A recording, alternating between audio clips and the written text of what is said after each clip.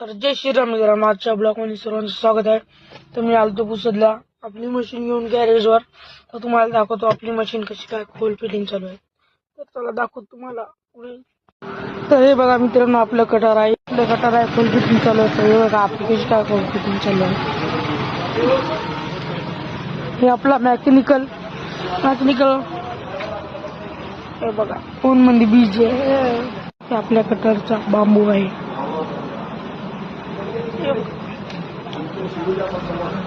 एवढे नाही बोलतो फुलाय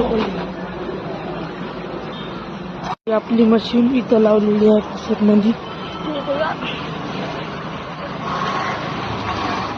मित्रांनो, कोणत्याही गाडीचे काम होते यांना पुन्हा काम करायचं असेल ते आपल्या गॅरेजचा नंबर काढून जातो.